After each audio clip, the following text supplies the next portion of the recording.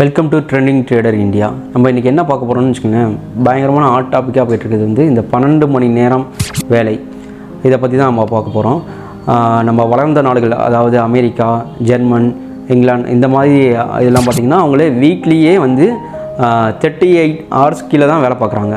So அப்படிங்கும்போது இந்த government எடுத்துருக்கிறது ஒரு டிசிஷன் நல்லதா கெட்டதா அப்படிங்கிறத வந்து இந்த வீடியோவில் கொஞ்சம் பார்ப்போம். ஆக்சுவலாக பார்த்திங்கன்னா இந்த 12 மணி நேரம் வேலைங்கும்போது எனக்கு டக்குன்னு ஞாபகம் வருது வந்து யாருன்னு பார்த்திங்கன்னா கார்ல் மார்க்ஸ் தான். கார்ல் மார்க்ஸ் மிகப்பெரிய புத்தகம் ஒன்று எழுதியிருக்காரு, அது மூலதனம். அதெல்லாம் எத்தனை பேர் படிச்சிருப்பீங்கன்னு தெரில. ஆனால் அந்த புத்தகத்தில் வந்து அவர் அந்த புத்தகம் எழுதுறதுக்கே அவ்வளோ கஷ்டப்பட்டார். அந்த இன்சிடென்ட் இப்போ ஒன்று ஞாபகம் வருது. என்னென்னு பார்த்தீங்கன்னு வச்சுக்கோங்களேன், கார்ல் மார்க்ஸும் ஜென்னியும் வந்து ரொம்ப லவ் பண்ணி கல்யாணம் பண்ணிக்கிட்டவங்க. இவர் நம்ம தலைவர் கார்ல் மார்க்ஸ் வந்து எப்பொழுதுமே வேலைக்கு போகாமல் நிறையா புக்ஸ் படிக்கிறது, மற்ற இந்த தொழிலாளர் வர்க்கத்துக்காக போராடினார். அதனாலேயே அவரை வந்து வறுமை பயங்கரமாக சூழ்ந்துக்குச்சு. அவரோட வறுமை சூழ்ந்தும் போதெல்லாம் அவருடைய நண்பர் ஏங்கல்ஸ் தான் வந்து பணம் கொடுத்து உதவி பண்ணியிருந்தார். அப்படி பணம் கொடுத்து உதவும் போது ஒரு 3 மாதமாக ஏங்கல்ஸுக்குமே நல்ல ஜாப் கிடைக்காம அவருமே ஒரு கஷ்ட காலத்தில் இருக்கும்போது இவருக்கான பணம் வந்து கிடைக்கிறதுல ரொம்ப தாமதமாக இருந்துச்சு. அப்போ ஒரு நாள் திடீர்னு வந்து ஏங்கல்ஸ் வந்து கார்ல் மார்க்ஸ் வீட்டுக்கு வராரு. வந்தோடனே பார்த்தோன்னா அவங்களோட 2 குழந்தையும் ரொம்ப நோய்வாய்ப்பட்டு ரொம்ப மெலிஞ்சு காணப்படுறாங்க. அப்போதைக்கு வந்து கார்ல் மார்க்ஸ் கொடுக்குறாரு, ஏன் நண்பா இந்த மாதிரி எனக்கு சொல்லியிருந்தா நான் எங்கேயாவது அரேஞ்ச் பண்ணி பணம் அனுப்பிச்சிருப்பேன்ல அப்படின்ட்டு. உடனே கார்ல் மார்க்ஸ், இல்லை நண்பா நீயே ரொம்ப கஷ்டப்படுறீங்க, இந்த மாதிரியான சுச்சுவேஷன்லாம் இருக்குது எல்லாமே. அப்போ ஒரு இக்கட்டான சூழ்நிலைன்னு வச்சுக்கோங்களேன். கார்ல் மார்க்ஸையும் வந்து அந்த அரசாங்கம் வந்து ரொம்ப இருக்குப்பிடி போட்டு பண்ணியிருந்த டைம். அவள் ஏங்கல்ஸ் வரும்போது அவரோட குழந்தைய பார்த்தோன்னா அவருக்கு என்ன பண்ணுறதுன்னு தெரில.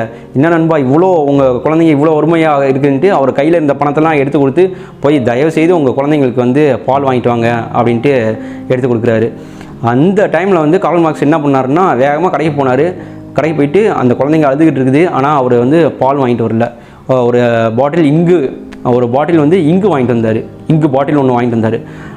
ஏங்கல்ஸ் வந்து கேட்குறாரு, என்ன நண்பா உன்னோட குழந்தைங்கள்லாம் வந்து இவ்வளோ தட்டு மாதிரி ரொம்ப வந்து நோய்வாய்ப்பட்டு இப்போ ஒரு அடுத்த வேலை உணவு இல்லைன்னா இறந்துற மாதிரி இருக்காங்க. அவங்க இப்போ போய் நீ வந்து உன்னோட தொழிலாளர் வர்க்கத்துக்காக இங்கு பாட்டில் வாங்கிட்டு வந்திருக்கேன்னு கேட்கும்போது கார்ல் மார்க்ஸ் சொல்கிறாரு, நான் வந்து ஒரு பாட்டில் வந்து பால் பாக்கெட் வாங்கியிருந்தேன்னா என் குழந்தைங்க மட்டும்தான் உயிர் பழைச்சிருக்கோம். நான் இப்போ இந்த இங்கு பாட்டில் வாங்கிட்டு வந்தனால இனிமேல் வரக்கூடிய தொழிலாளர் வர்க்கத்தோடைய குழந்தைங்க வந்து இனிமேல் சாகாமல் இருக்கும். ஸோ வந்து அவர் எவ்வளோ வறுமையில் இருந்தாலுமே இவ்வளோ கஷ்டப்பட்டு அந்த புக்கை வந்து இங்கு பாட்டில் வாங்கிட்டு வந்து மூலதனம் புக் எழுதி அவ்வளோ புரட்சிக்கு பின்னாடி தான் இந்த 12 மணி நேரம் வேலைங்கிறத வந்து 8 மணி நேரமாக ஆக்குனாங்க. ஸோ அப்படிங்கும்போது இந்த கவர்மெண்ட் வந்து 12 மணி நேரம் ஆக்கிருக்கும் போது எவ்வளோ ஒரு கஷ்டமான ஒரு சுச்சுவேஷனில் நம்ம ஹேண்டில் பண்ணியிருக்கோம். இதே நீங்கள் பாருங்கள், ஒரு இப்போ வந்து பசங்க அந்த மாதிரி இருக்கவங்களும் பரவாயில்ல, ஹவுஸ் ஒய்ஃப் அப்படிங்கலாம் அவங்களுக்குலாம் பார்த்தீங்கன்னா ஒரு 12 மணி நேரம்னா அவங்க 2 மணி நேரத்துக்கு முன்னாடியே வீட்டிலேருந்து கிளம்பணும். ஸோ திருப்பி அவங்க வீட்டுக்கு வரத்துக்கே ஒரு 2 மணி நேரம் ஆகும். ஸோ அவங்களுக்கு 14 மணி நேரம் இதுலேயே போயிடுது. மீதி 8 அந்த மணி நேரத்தில் என்ன பண்ண முடியும்? சாப்பிட்றதுக்கு தூங்குறதுக்குலாம் டைம் இருக்குமா என்னான்னு எனக்கு கண்டிப்பாக தெரியல. ஸோ வாட் எவர் என்ன எது பண்ணாலும் ஓகே. சப்போஸ் இந்த 12 மணி நேரம் வேலையை ஆக்கிட்டா நம்ம எந்தெந்த ஸ்டாக்லாம் வந்து ஃபோக்கஸ் பண்ணலாம் அப்படிங்கிறது தான் இந்த கண்டென்ட்டோட பெரிய மோட்டோ. இதுவே வந்து எனக்கு வந்து ஒரு மன தாங்கலான ஒரு வருத்தம் தான் 12 மணி நேரம் ஆக்குறதுங்கிறது. சப்போஸ் இப்போ வந்து கோல் இண்டியா, செயில் அந்த மாதிரி கம்பெனிகள்லாம் ஒரு 12 மணி நேரம் ஆக்கிட்டாங்கன்னு வச்சுக்கோங்களேன். இப்போதைக்கு யாருமே வந்து கவர்மெண்ட் ஜாப் எடுக்கிறதே கிடையாது. செயிலாக இருக்கட்டும் சரி, என்சிசியாக இருக்கட்டும் சரி, கவர்மெண்ட் ஓரியன்டாக அந்த நவரத்னா கம்பெனின்னு இருப்பாங்கள்ல, அதில் வந்து இப்போதைக்கு யாருமே பெரிய போஸ்டிங்கில் இருக்குது. எல்லா லேபருமே வந்து கான்ட்ராக்டில் தான் இருக்காங்க. கான்ட்ராக்டில் இருக்கும்போது அவங்களுக்கு என்ன ஆல்மோஸ்ட் வந்து நம்ம கவர்மெண்ட் வந்து எல்லா ஸ்டேக்கையும் விற்றுக்கிட்டே இருக்காங்க. அது அவங்க எல்லா ஸ்டாக் மார்க்கெட்டில் இருக்கவங்களுக்கும் சரி, இல்லாதவங்களுக்கும் தெரியும். எல்லா கவர்மெண்ட் ஸ்டேக்கையும் 10-5% விற்றுக்கிட்டே இருக்காங்க.